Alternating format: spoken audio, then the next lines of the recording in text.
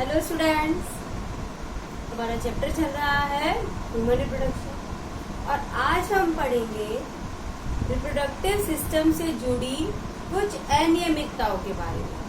और इन अनियमितताओं के कारण इनफर्टिलिटी की प्रॉब्लम हो जाती है मेल में या फीमेल में। मेल के अंदर अनियमितताएं हैं तो मेल में इनफर्टिलिटी हो सकती है, और फीमेल के अंदर है तो फीमेल के अंदर इनफर्टिलिटी हो सकती है। तो आज हम पढ़ रहे हैं disorder related to reproductive system. Male reproductive system से जुड़े भी हो सकते हैं और फीमेल रिप्रोडक्टिव सिस्टम से। तो सबसे पहले हम पढ़ते हैं एज़ूस्पर्मिया के बारे में। एज़ूस्पर्मिया मेल रिप्रोडक्टिव सिस्टम से जुड़ा हुआ एक डिसऑर्डर है। इसके अंदर मेल के अंदर शुक्राणुओं की संख्या बहुत कम हो जाती है, ना के बराबर रह जाती है। और जब शुक्राणुओं की संख्या कम होगी तो फर्टिलाइजेशन की प्रोसेस नहीं हो पाएगी, और जो दंपत्ति है, कपल है, वो पेरेंट नहीं बन पाएंगे, वो माता पिता नहीं बन पाएंगे। तो ये प्रॉब्लम है, इसके अंदर शुक्राणुओं की संख्या नेग्लिजिबल हो जाती है, ना के बराबर हो जाती है। सेकेंड है हमारा डिसऑर्डर ओलिगोस्पर्मिया। ओलिगोस्पर्मिया में शुक्राणुओं की संख्या कम हो जाती है, लेकिन जितने नॉर्मल शुक्राणु होते हैं उससे कुछ कम होती है। एज़ूस्पर्मिया में संख्या ना के बराबर ही रह जाती है शुक्राणुओं की, लेकिन ओलिगोस्पर्मिया के अंदर जो शुक्राणुओं की संख्या है वो कुछ कम हो जाती है, जो नॉर्मल संख्या होती है। नॉर्मल कितनी होती है? 200 से 300 मिलियन पर इजैक्यूलेशन, यानी कि 4 से 5 ml जो वीर्य होता है, सीमन होता है, उसके अंदर लगभग 200 से 300 मिलियन स्पर्म होते हैं, और इनकी संख्या 200 से 300 मिलियन के बजाय उससे कुछ कम हो जाती है, और ये भी फर्टिलाइजेशन ना होने का एक कारण बनता है, और जिसकी वजह से जो दंपत्ति है या कपल है वो पेरेंट नहीं बन पाते। तीसरी प्रॉब्लम है क्रिप्टोर्किडेज़म। क्रिप्टोर्किडेज़म। अब हमने जब मेल रिप्रोडक्टिव सिस्टम के बारे में पढ़ा था कि जब एम्ब्रियो का डेवलपमेंट होता है उस समय जो टेस्टीज होती है वो उदर गुहा के अंदर ही होती है। नॉर्मली जो मेल होते हैं उनके अंदर जो टेस्टीज है कहाँ होती हैं? स्क्रोटम सैक के अंदर होती हैं, और वो कहाँ होता है? उदर गुहा के बाहर होता है।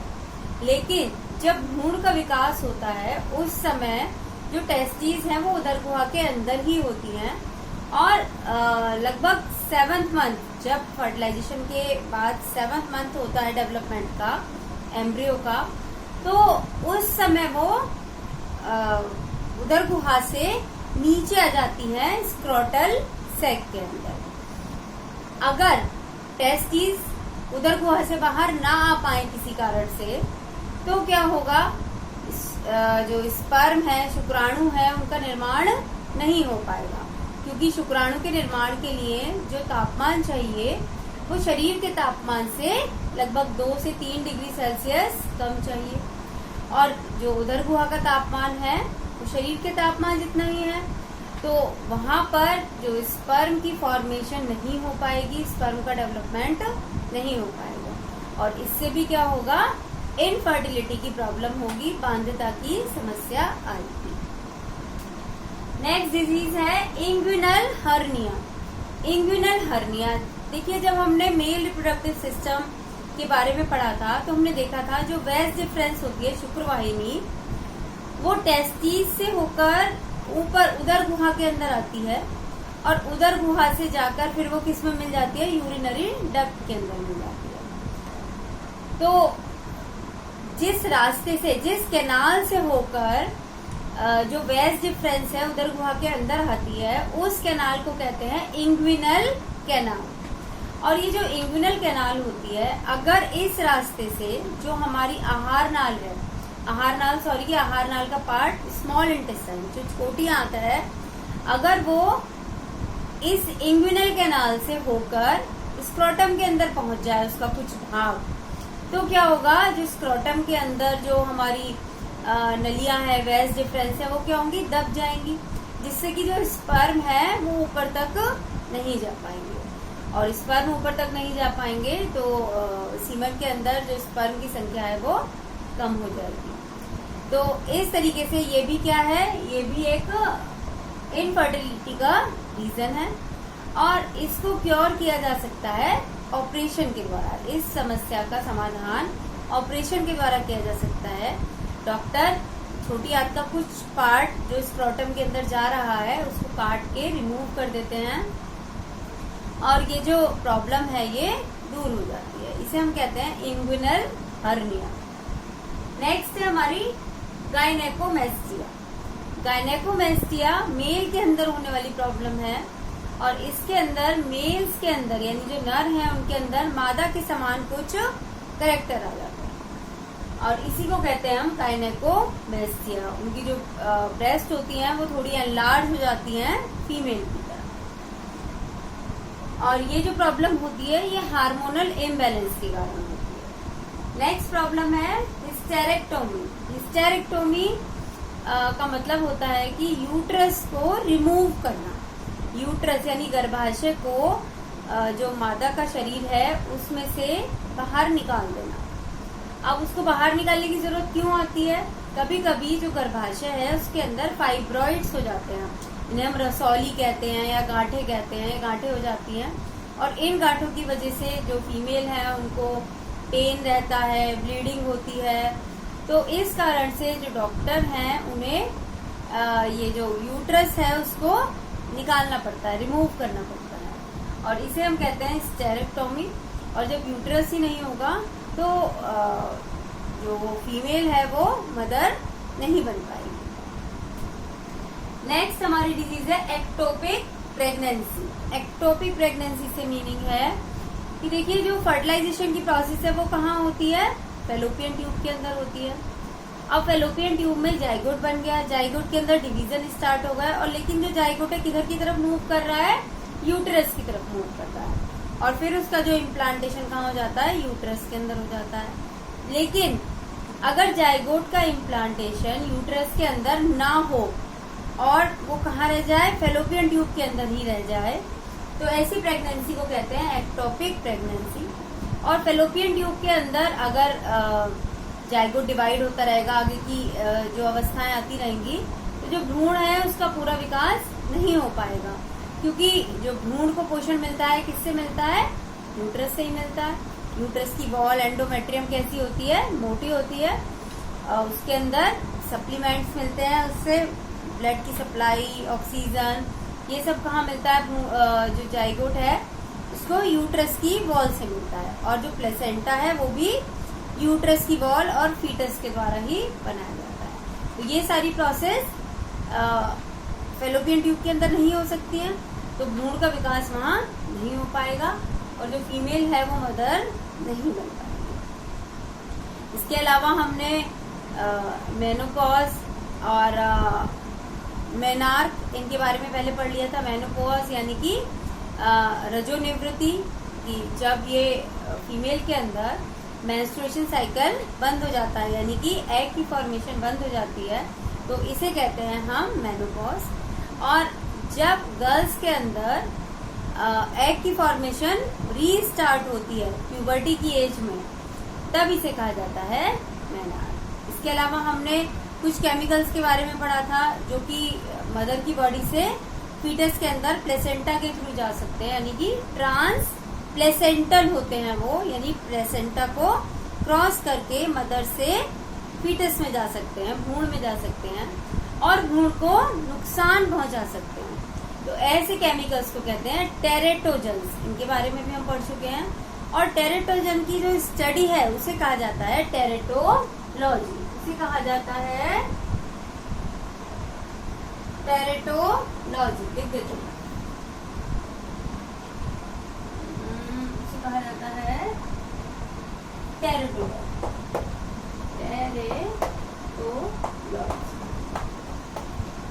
तो इस इस तरीके से ये कुछ एबनॉर्मलिटीज हैं जो कि रिप्रोडक्टिव सिस्टम से जुड़ी हुई हैं। और बाकी हम जो हमारा नेक्स्ट चैप्टर आएगा रिप्रोडक्टिव हेल्थ, उसके अंदर हम पढ़ेंगे इसके बारे में। अब हम बात करते हैं ट्विंस की।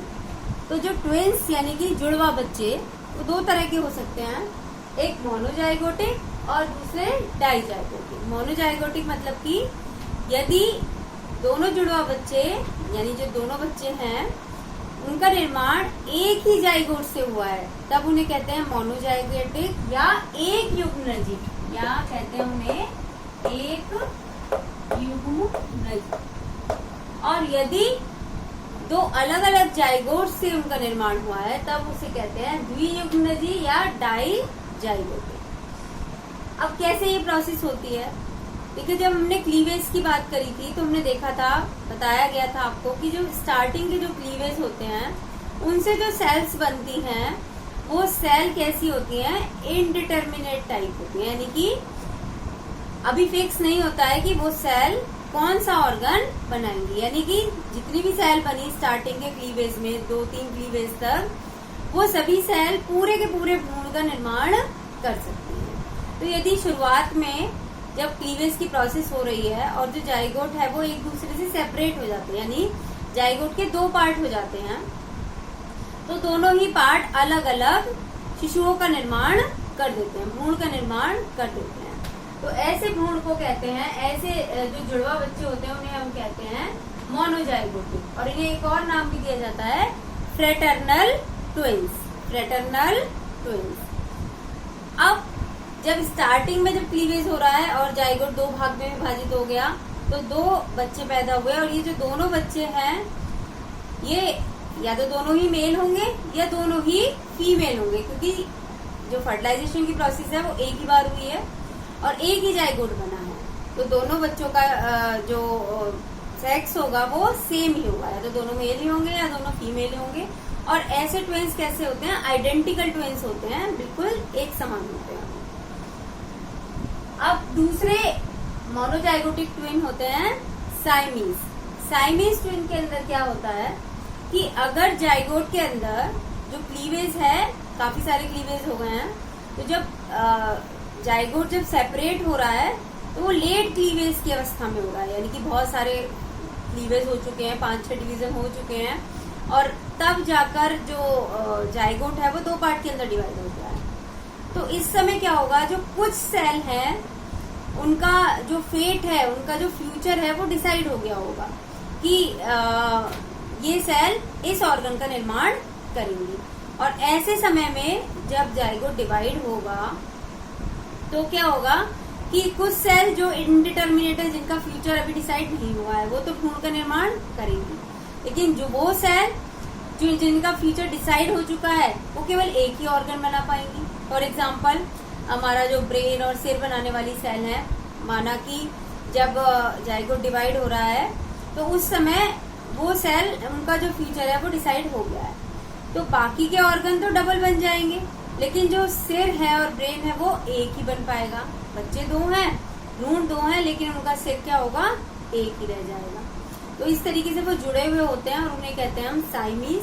उनका कोई भी पार्ट जुड़ा हुआ हो सकता है।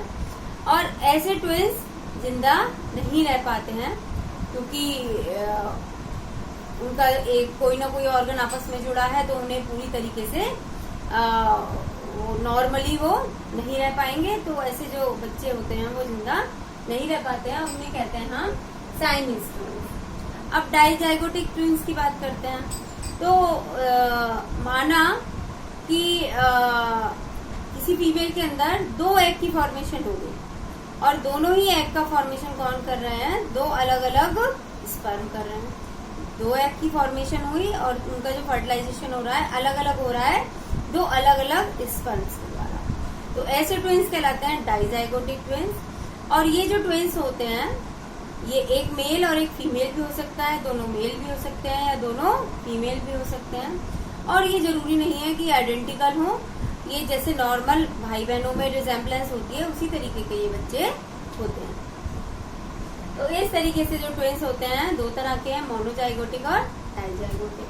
अब इसके बाद हम बात कर लेते हैं एम्ब्रियोनिक डेवलपमेंट की। जो एम्ब्रियो का डेवलपमेंट होता है उसे हम समझने के लिए 3 फेजेस में डिवाइड कर लेते हैं, 3 ट्राइमेस्टर में, 3 महीने के 3 ट्राइमेस्टर में, और देखते हैं कि पहले ट्राइमेस्टर में कौन से ऑर्गन बने, दूसरे में कौन से बने और तीसरे में कौन से बने। तो जो फर्स्ट ट्राइमेस्टर होता है, तो सबसे पहले बनने वाला ऑर्गन हार्ट होता है, हमने पहले भी बताया है। तो सबसे पहले हार्ट की फॉर्मेशन होती है, उसके बाद जो लिम्स हैं, हाथ पैर हैं, वो बन जाते हैं, उंगलियां बन जाती हैं, और जो बाह्य जनन अंग होते हैं, एक्सटर्नल जेनाइटल ऑर्गन्स, वो बन जाते हैं।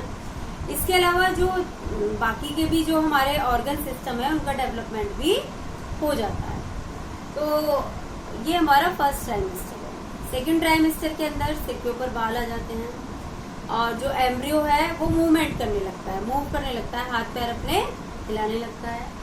इसके अलावा बॉडी के ऊपर फाइन हेयर आ जाते हैं, हल्के हल्के बाल आ जाते हैं, आंखें खुल जाती हैं भ्रूण की, और जो आईब्रो है और आईलिड है ये बन जाती है।